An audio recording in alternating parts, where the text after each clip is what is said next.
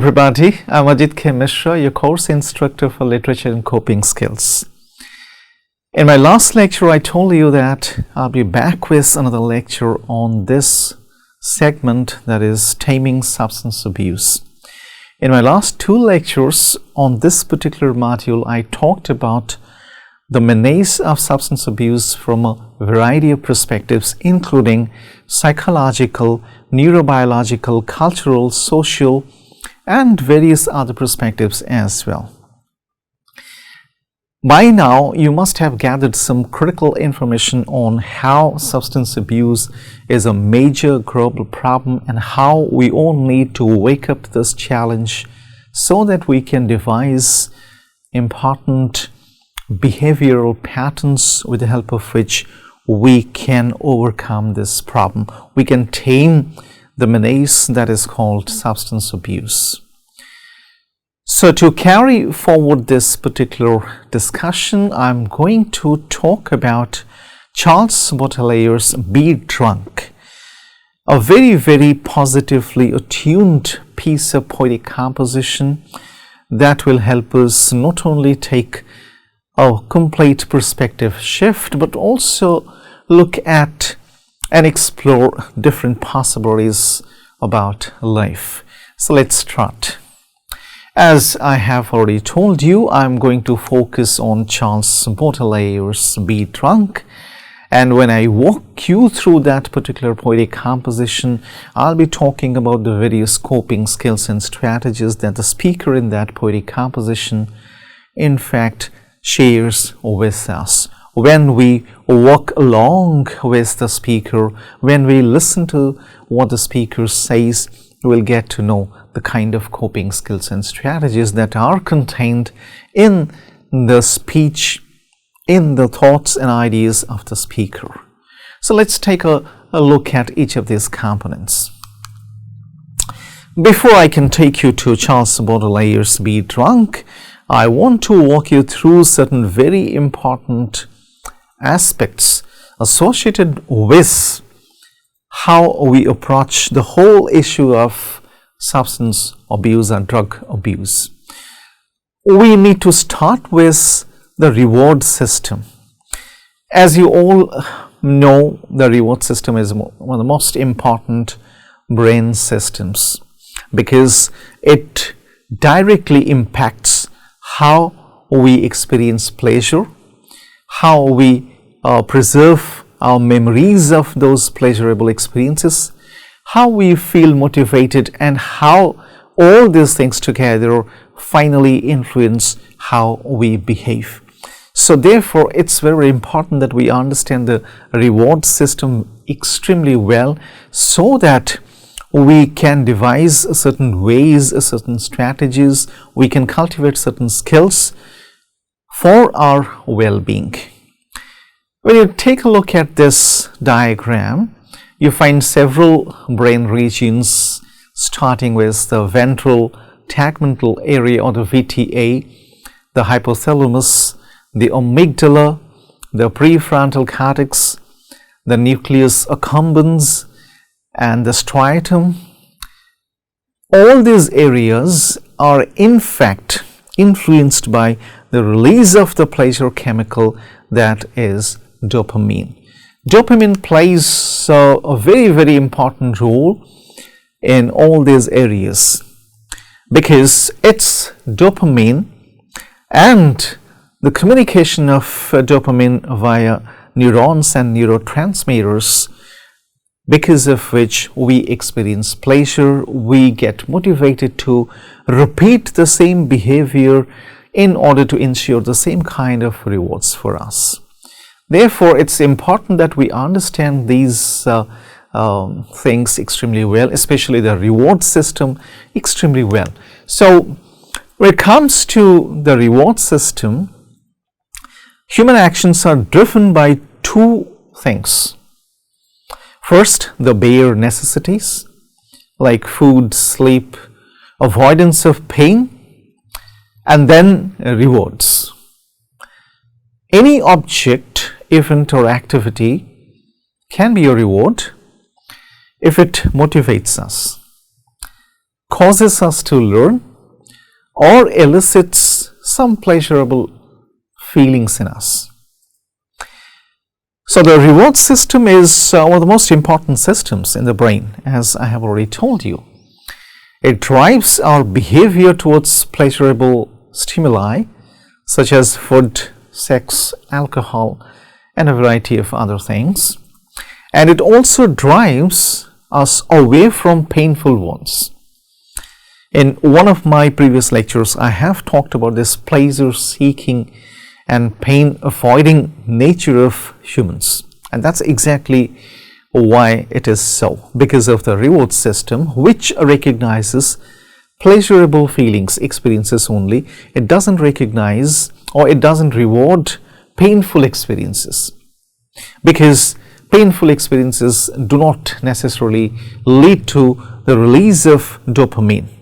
Although in my last lecture I talked about a current research that has talked about the release of dopamine in experiences of pain as well. So that way this is in fact brought to question, but we still know that our brain's reward system rewards those activities that induce a pleasurable feeling in us. So our brain has its own reward system. When we do certain things, the brain rewards us by making us feel good. So the brain reward system is a brain circuit, as you can take a look at the diagram and get to know it. That causes feelings to give us pleasure when it's turned on. So whenever this reward circuit is activated, because some of our experiences gives us a feeling of pleasure, our brains note that something important is happening that's worth remembering and repeating. That's very, very important. So once our brain recognizes that something is giving us pleasure, it also tells us that it's worth remembering that particular thing so that we can repeat it. And every time we repeat similar behaviors or similar actions, the brain will continue to reward us and will continue to feel good. So that's why the reward pathway or the reward mechanism or the reward system is very, very important for us to understand. So that brings us to a very interesting and very important thing, the dopamine pathway. In the last image that I showed to you, you might have taken note of the dopamine and the area where it is released. So that is the VTA, the ventral tegmental area. So the dopamine pathway is very, very important for us to understand. So it all starts with a feeling of pleasure that leads to the release of dopamine in us, more pleasure, more dopamine. So the moment we experience something that gives us a feeling of pleasure, that leads to some kind of motivation for us, because now we know, now our brain recognizes that that particular action can lead to rewarding feelings or pleasurable feelings. So therefore we have a motivation to repeat, remember and repeat the same actions. And when that happens, we go to the intake method. So when we try to understand the whole mechanism through the perspective of drug abuse or drug use in the beginning, as it is actually so we can make sense of it properly. So whenever we derive pleasure, we are motivated. Therefore we remember and then we repeat. So when that happens, we try to repeat the same behavior. It's either through the intake of any drug that will lead us to same kind of pleasurable feeling, or it may be something without the drug as well. But in either cases, it's all about the intake, that is consuming something, repeating something, that will lead us to pleasure again. So that's the basic cycle. So it starts with pleasure, then we remember, repeat, we feel motivated to do so, and then we repeat it, so it leads to pleasure again. But that's not the only cycle. The cycle gets extended and gets modified over a certain period of time. And right now you can see the modified cycle. When we repeat such behaviors, that will give us pleasure, of course, but after a few repetitions, that will not give us any more pleasure, because we will develop some kind of tolerance towards it. So, drug tolerance. And when that happens, the same drug that once used to give us a lot of pleasure will not be able to give us that high. So, what people generally do, they go for more and more consumption of the same drug. They increase the amount of intake. So when the amount is increased, that leads to more and more pleasure. So one can always overcome the tolerance problem with an increase in the uptake. So that happens. And then more intake, an increase in the intake, consumption. So when it's more intake, then you get the pleasure again. And then again the motivation, then the intake and tolerance, more intake. So it goes on like this. So the dopamine pathway that tells us that this is a pleasure cycle of the brain also warns us that after a few such cycles, there will be no further pleasure. Therefore, it's very, very important that we understand this dopamine pathway so that we do not fall into the dopamine trap, which is very popularly called the pleasure trap. So, the dopamine trap, the pleasure chemical trap. And that brings us to a very big problem that we've been talking about, that's addiction. So, as we all know, an addiction is a chronic dysfunction of the brain system that involves reward, memory and motivation. So, it's a chronic dysfunction. It's not that somebody experiences an acute or one-time dysfunction of the brain owing to certain things that may not be classified as addiction.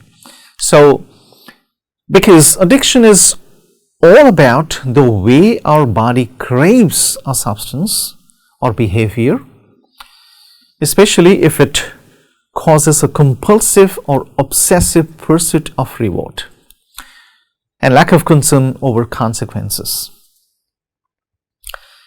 So, therefore, it's very, very important that we understand these aspects of addiction so that we do not confuse habit or a bad habit with addiction. Most often people tend to do that because people say habits die hard, and so also addictions, but that doesn't make them similar to each other. They are quite different from each other. So in addiction, the brain mechanism is altered. It becomes dysfunctional, but in habits that doesn't necessarily happen. So therefore, it's important that we also understand this distinction. So that's the reason why many people have a rather archaic view of the nature of addiction, and they tend to confuse habit for addiction. And then that's not the fact. Addiction is in fact an overwhelming compulsion based in the alteration of brain circuits that normally regulate our ability to guide our actions to achieve our goals. So once the brain circuits that are responsible for these activities get completely altered, completely changed, that can be termed as an instance of addiction. So, addiction also leads to continued use of a substance or continuation of a behavior despite extremely negative consequences. So, therefore, one needs to be very, very careful about not confusing habit for addiction. So, addiction has a few symptoms, for example, starting with this inability to stay away from the substance or stop addictive behavior. You are always drawn towards that particular substance. Lack of self-control because of the impact of that particular substance or drug on certain brain regions. We lose control over ourselves, and then we experience an increased desire for that particular substance or behavior. We cannot help ourselves, because once the brain reward pathway is altered because of drug invasions, the brain will demand more and more pleasure. And if a person continues to consume more and more drugs, that will also lead to tolerance, which will block the pleasure channels. So the person will not derive any more pleasure. But the desire to continue such behavior or to consume that particular substance will be as strong as ever. So such people will also dismiss how their behavior may be causing problems. They're not prepared to accept, but their behavior might be causing a great amount of problems to themselves and others as well. And then finally, lack of emotional response, because one begins to experience emotional numbness under the spell of substances. So if we can sum up the addiction mechanism, we can start with the reward pathway, as I talked about, which involves the pleasure chemical dopamine. And as the dopamine level increases in the brain, it of course ensures greater amounts of pleasure for us, but then that also increases a greater amount of hunger for pleasure. So that will ultimately alter the reward pathway. So the reward pathway leads to motivation, and motivation leads to repetition. So motivation to repeat the same behaviors so that we can continue to receive similar rewards. And then that particular action will lead to reinforcement. So that will be reinforced. That particular behavior will be reinforced. So that is exactly what we call the addiction point, because that particular behavior is reinforced now, therefore it's an addiction. So that will lead to craving, that will cause problems, that will keep the person on the toes forever, and that will lead to dependence. Now the addiction level gradually increases, and that will also lead to withdrawal symptoms once the person begins to stay away from that addiction, the substance of addiction. So withdrawal symptoms, and then finally it will also lead to relapse. So people may not be successfully withdrawing from the substances because they will promptly relapse into the same older condition. So that's the addiction mechanism. So it leads to problems after problems. It doesn't lead to any solution. So that brings us to drug abuse and the brain. It's very important for us to understand which brain regions are in fact severely altered or influenced by the impact of drug abuse.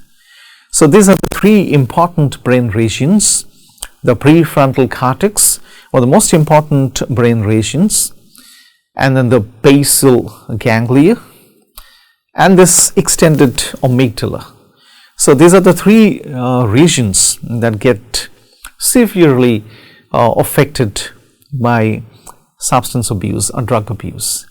So, as you can see, the basal ganglia plays a very important role in positive forms of motivation, including the pleasurable effects of healthy activities like eating and socializing.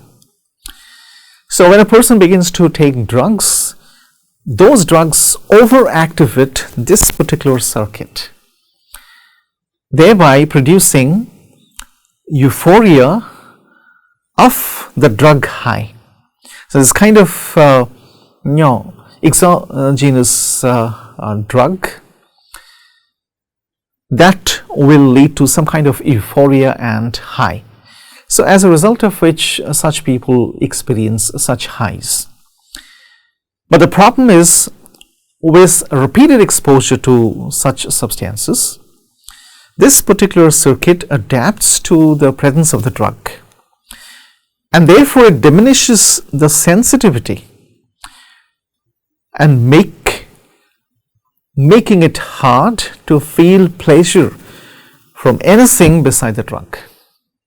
So it will become sensitive and it will become extremely hard to feel the pleasure from anything else except that drug. So therefore it will continue to demand that particular drug, that particular substance. So the basal ganglia will be severely altered. And then the extended amygdala, as you can see in the diagram,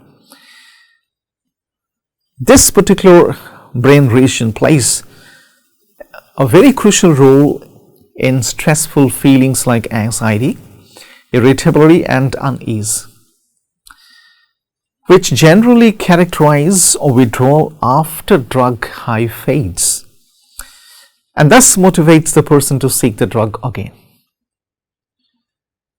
So this particular circuit becomes increasingly sensitive with increased drug use, and over time a person with substance use disorder uses drugs to get temporary relief only from the discomforts, and that will not lead to any high any further, because this particular region, part of the brain, will be severely altered and affected.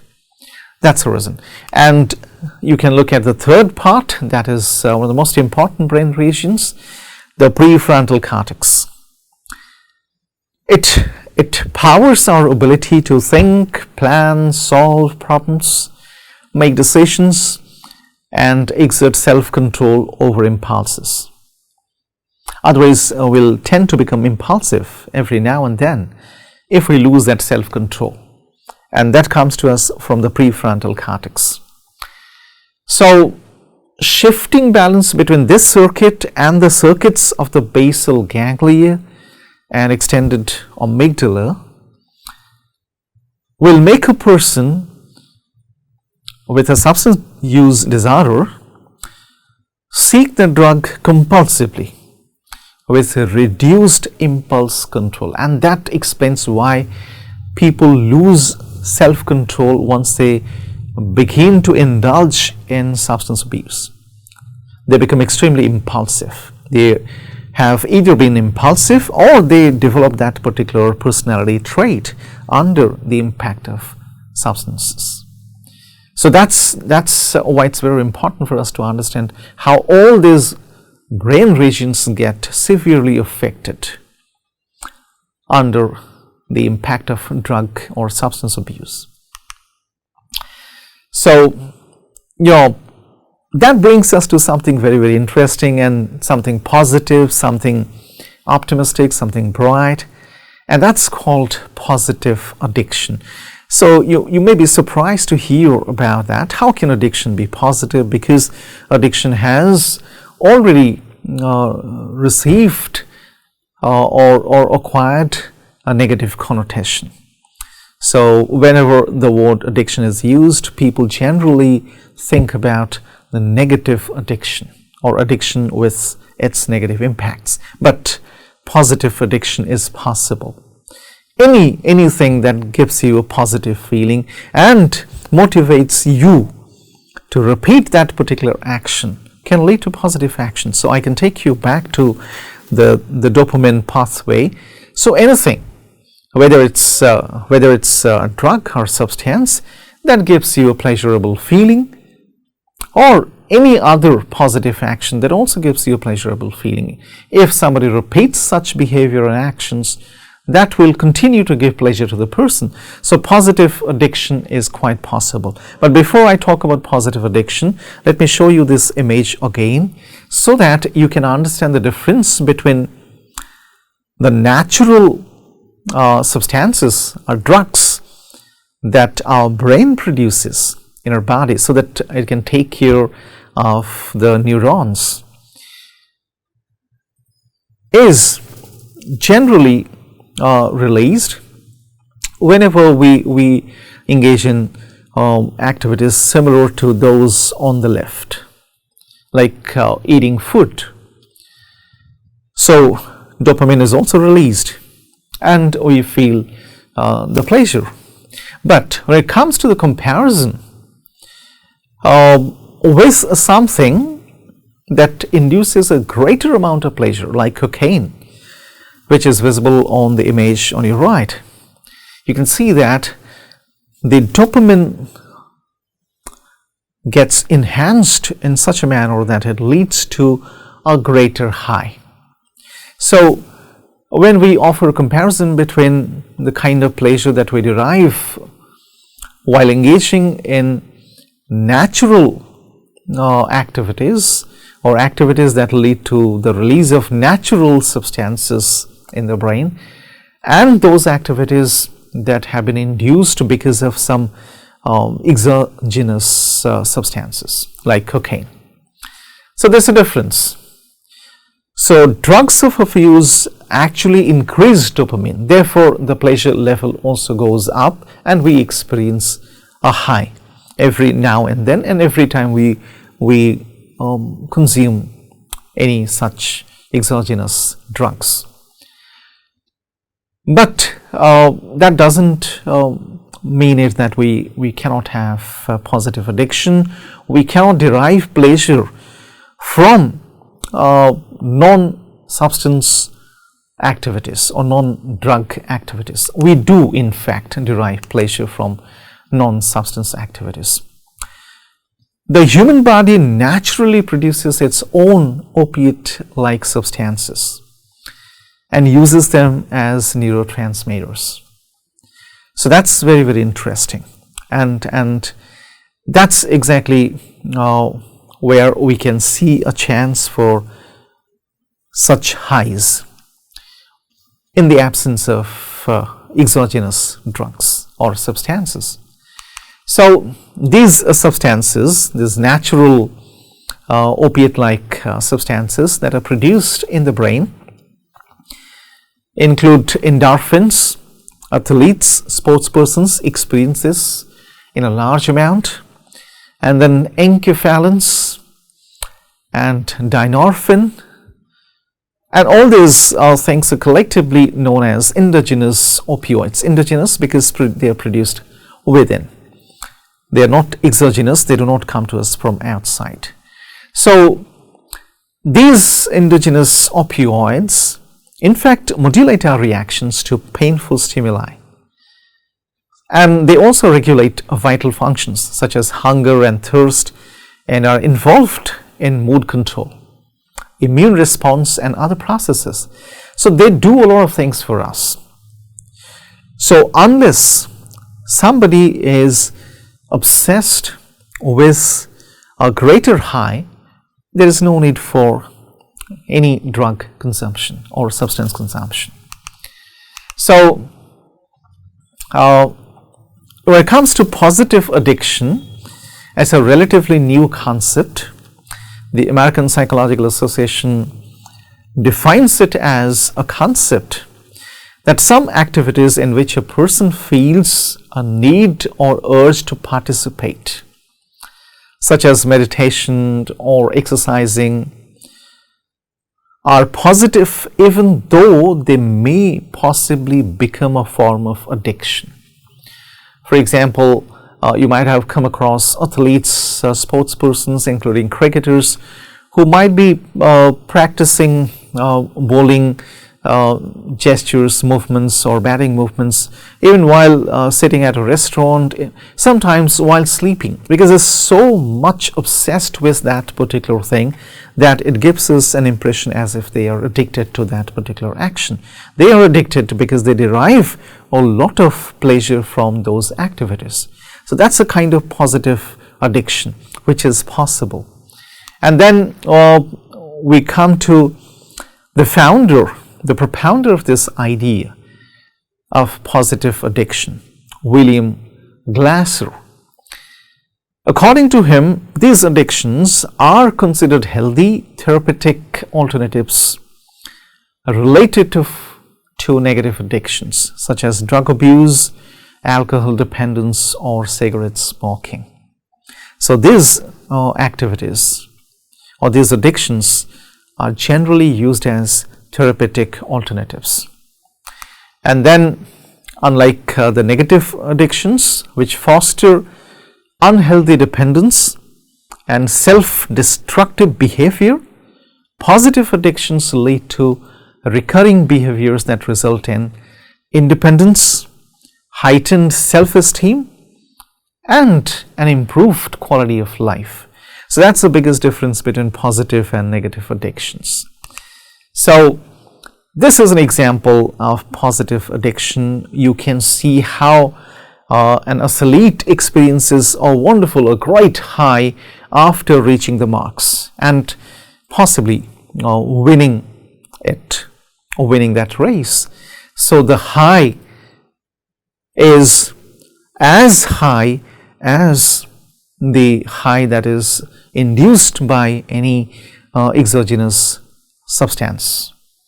So there is no basic difference between this runner's high and the high that we derive from these exogenous substances. So this runner's high is a classic example of this positive addiction. So that brings us to a very important theory and therapy, because we actually approach them together as one unit: choice theory and reality therapy, developed by William Glasser, psychiatrist. So this choice theory posits that our behavior is purposeful. We humans do not behave without any purpose. We always have a purpose before we behave in a certain manner. And this particular behavior, or all our behaviors, are based on 5 genetic instructions. So this choice theory says that behaviors we choose are central to our existence and the quality of life. So therefore, there's something that we can control, regulate, is our behavior, not the behavior of others. So therefore, we have a choice of our behaviors, not the behaviors of others. So these are the 5 genetic instructions classified by Glasser to propound his choice theory and reality therapy. So these basic needs start with survival, love and belonging, then power, then freedom, and finally coming to fun. When you begin to enjoy, when you derive a lot of pleasure from the activities that you perform or do. So that's exactly where you can experience that high, even in the absence of substances or drugs. So according to Glasser, reality therapy makes you focus on the present, not the past, because you're connected with the present, that is, you're grounded. It will also help you avoid discussing symptoms. It will focus on the solutions rather. And then it makes you focus on your energy, on changing your thoughts and behavior. It also helps you avoid criticizing, blaming, and comparing yourself to others. And then it helps you avoid relying on excuses for your behavior, whether they are legitimate or not. And then it finally makes you create specific plans and smart goals. So that's the power of reality therapy, which plays a crucial role in positive addiction. So that brings us to this poetic composition, Be Drunk by Charles Baudelaire. So when you look at this particular poetic composition, you can promptly discover that it's a piece of advice which might appear to be misdirected at the beginning, but once we are through with the beginning, the introductory phase, will promptly realize that it's a piece of advisory. So it's a kind of instruction or advisory that will help us with positive addiction. So when it comes to drinking and getting drunk or remaining in a state of drunkenness, that is, be drunk, we generally feel that we are trying to avoid several problems or the problems in our lives, because we are using that drinking or that substance as a depressant, so that we can help ourselves overcome the problem promptly, so that we can experience a numbness and the problems will not continue to disturb us. But that's not the thing. There is an option. I talked about choice theory and choice therapy, in fact, in conjunction with reality therapy. The reality is we have a choice.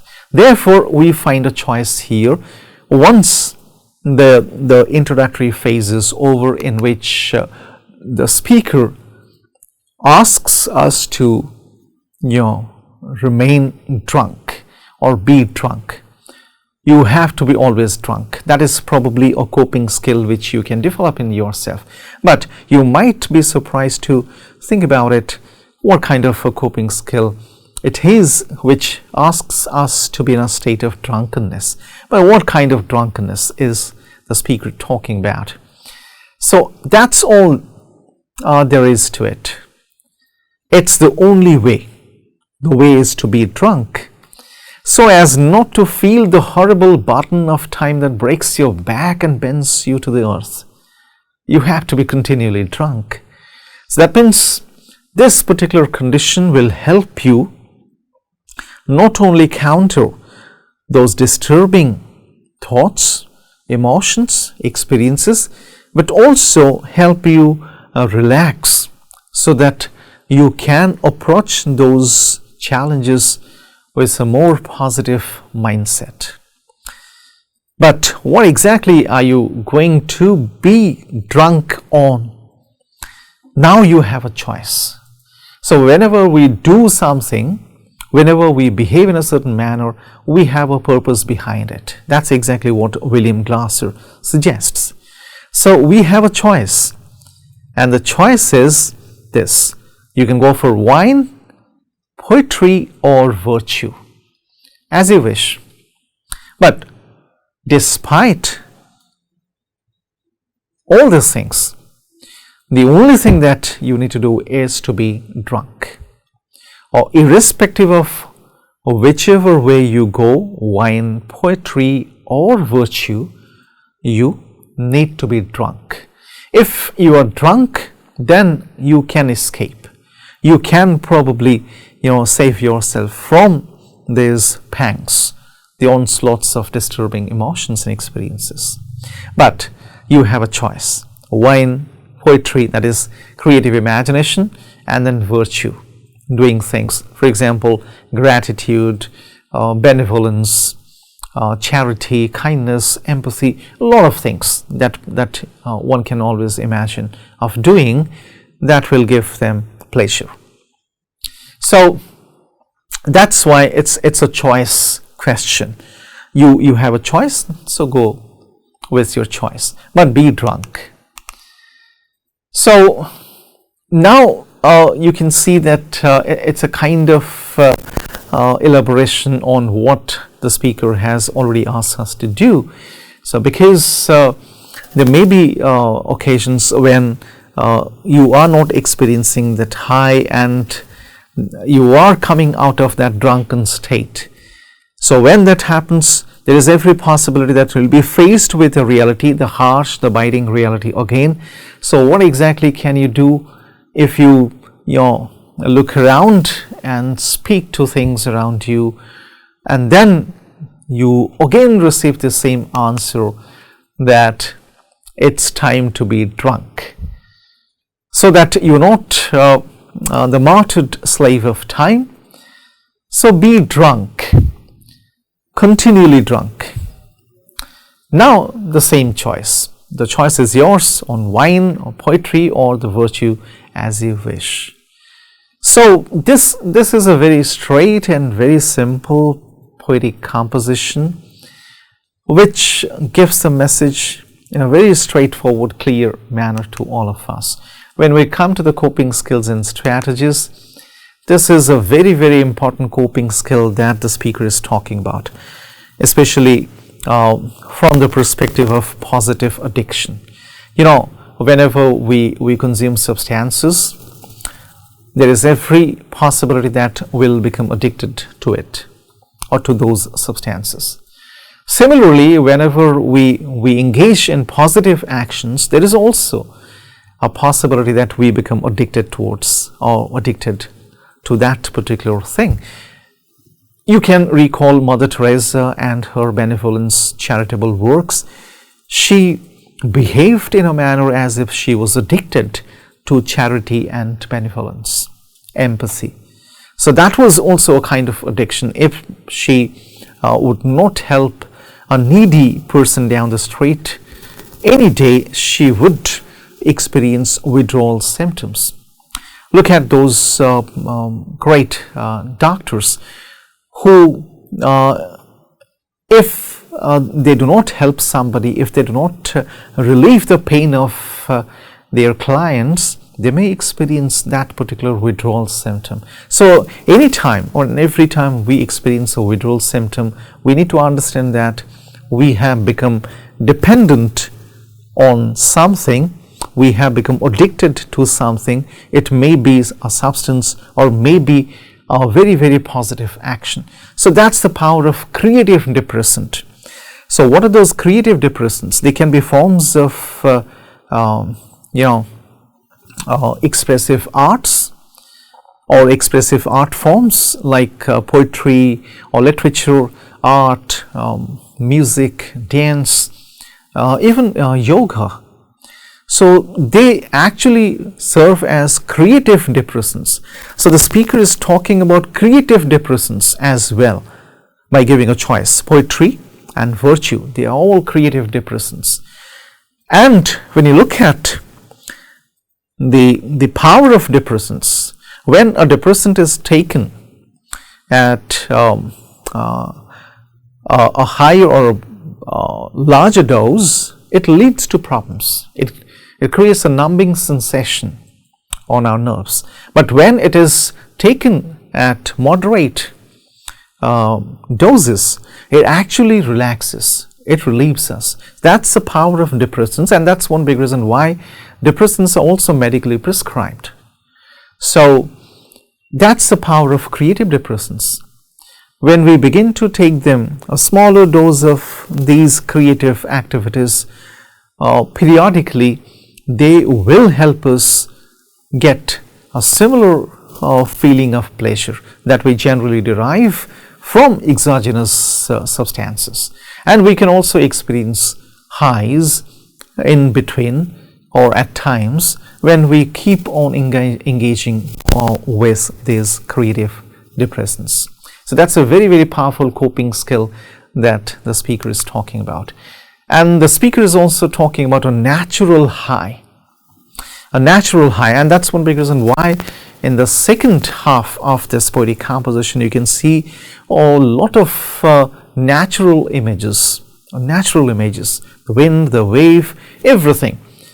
So the speaker is talking about a natural high which is endogenous, that's not exogenous.